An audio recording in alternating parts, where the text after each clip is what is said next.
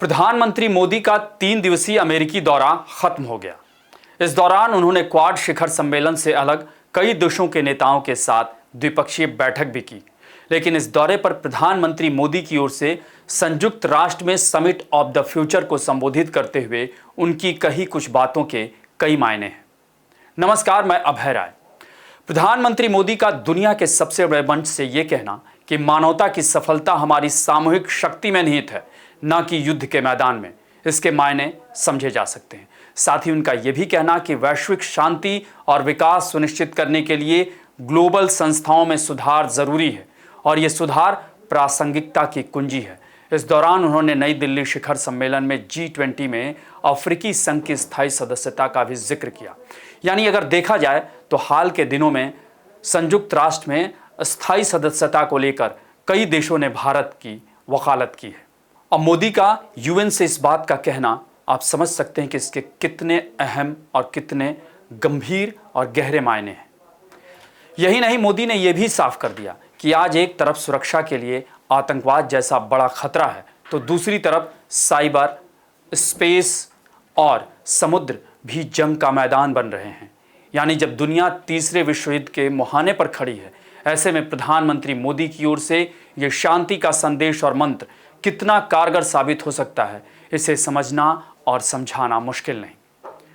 यही नहीं, यूएन में प्रधानमंत्री मोदी ने इस बार भारत में हुए चुनाव का जिक्र भी किया और यह भी बताया कि दुनिया में लोकतंत्र की जरूरत और उसकी ताकत कितनी जरूरी है और इसे कैसे पाया जा सकता है।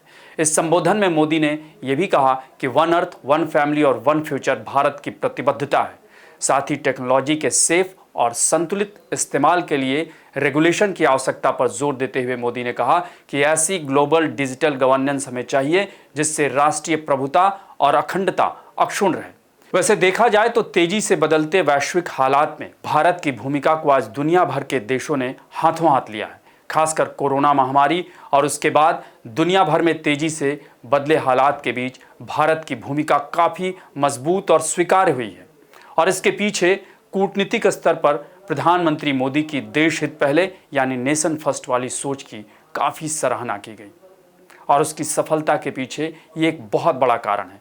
चाहे वो रूस यूक्रेन जंग के दौरान रूस पर तमाम प्रतिबंधों के बावजूद उससे सस्ते में तेल खरीदना और उसे दुनिया के मंचों पर जस्टिफाई भी करना, या फिर चीन से तमाम मतभेदों के बीच ब्रिक्स को विस्तार देने से लेकर उसे पश्चिमी दुनिया के समानांतर एक बड़ी आर्थिक और कूटनीतिक ताकत बनाना हो, प्रधानमंत्री मोदी इसे लेकर काफ़ी गंभीरता से काम कर रहे हैं। और तो और प्रधानमंत्री मोदी इन दिनों दो विपरीत ध्रुवों के बीच जारी तनाव या संघर्ष को खत्म कराने के लिए भी एक कड़ी के तौर पर उभरे हैं।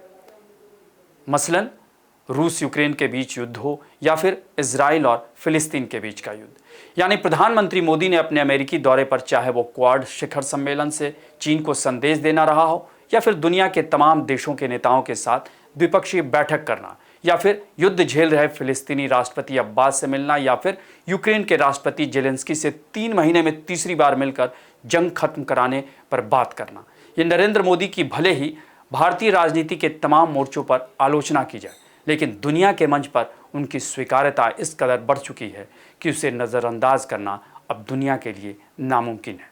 यानी कुल मिलाकर नरेंद्र मोदी का ये अमेरिका दौरा काफ़ी कामयाब माना जा सकता है।